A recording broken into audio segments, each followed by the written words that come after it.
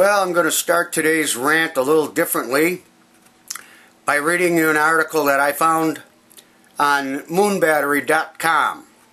I'm going to read this short article. This is something Obama has just done by executive order again, and the people have got to rise up and stop this stuff. Okay, here's the article. It's entitled, Obama Officially Lays Final Groundwork for Totalitarianism.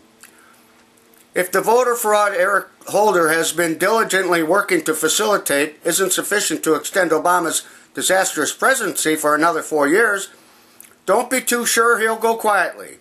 Our historic first affirmative action president has just signed a terrifying executive order assigning to himself total control over all resources in the USA in the event of a war or, this is the key word, an emergency. The National Defense Resources Preparedness Order gives the executive branch the power to control and allocate energy, production, transportation, food, and even water resources by decree under the auspices of national defense and national security. The order is not limited to wartime implementation, as one of the order's functions includes the command and control of resources in peacetime determinations. The last president to attempt this sort of power grab was the world's first fascist dictator. During World War I, when Congress refused to grant Woodrow Wilson extended power over resources to help the war effort, he invoked an executive order which allowed him complete control over businesses, industry, transportation, food, and other economic policies. Somehow, America survived Woodrow Wilson becoming a free country again when he no longer had the war to justify his authorization excesses. Whether it will survive Barack Obama remains to be seen.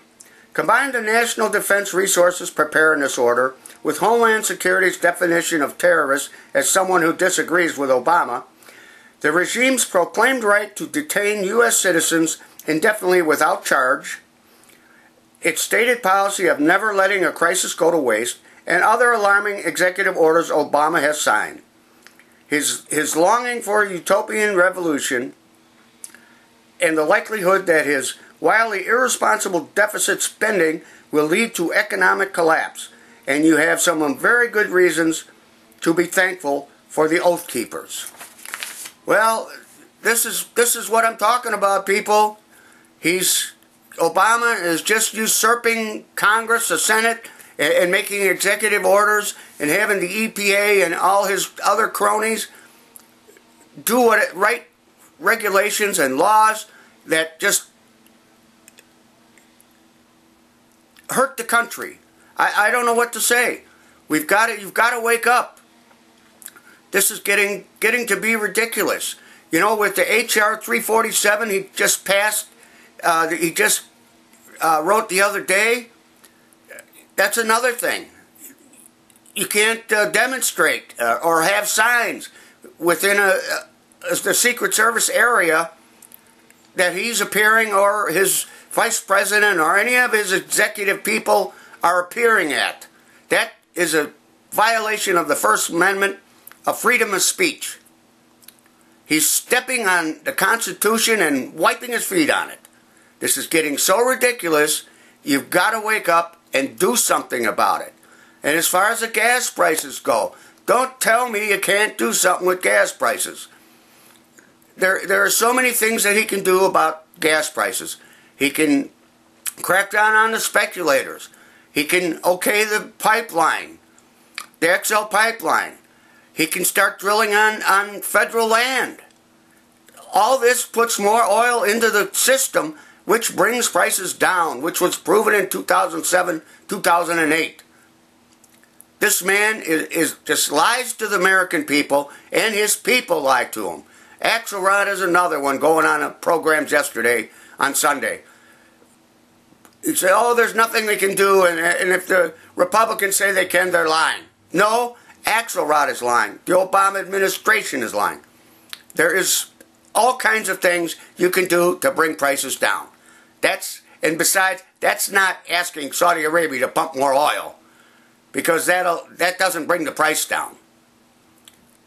We need to pump oil on our federal lands our private lands, get the pipeline going, and cut out all the regulations on the summer blends and everything else that drive prices up.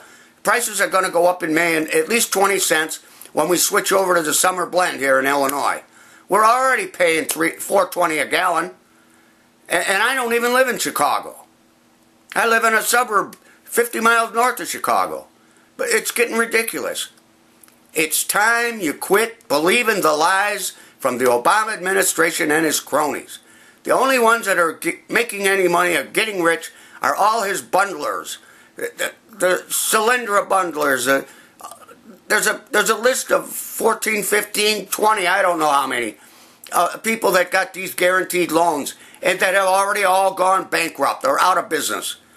You know, green energy is a great thing in the future, not now. We need to use the resources we have at our disposal now because the American people are hurting. Food prices are skyrocketing. Gas prices are skyrocketing. The lousy $20 a week that a person earning $500 got as a tax break takes money out of Social Security, which we can't afford. But one fill-up a week, it costs you more than $20 extra since he became president. So you're still going backwards. But all he's trying to do with this is buy votes. And that's all it is all about. Just like the contraception controversy. He's trying to buy the women's votes. And now there's a thing with the student loans, trying to forgive student loans and stuff. Well, student loans right now outstanding is over $1 trillion. Okay? It's around $1 trillion. You can't forgive that kind of stuff. The student loans are protected by bankruptcy laws. They cannot be thrown into a bankruptcy. You still must pay them. You know what? If you can't afford to go to school, then don't. You know, there's trade schools, there's apprenticeships. Apprenticeships are free. America, you need to wake up and let's start taking our country back. And the first thing to do is vote in the 2012 election and vote Obama out. Vote the Democrats in the Senate out. We need to take back this country and so we can prosper again. That's the only way this country is going to turn around. So if you like my videos, if you agree with them, I thank you for watching them, but please pass them on to all your friends and your neighbors and your relatives, your co-workers. We need to get this stuff, the word out, and we need to get it out now because the mainstream media is not telling you these stories. So I want to thank you for watching my video. Thank you and God bless.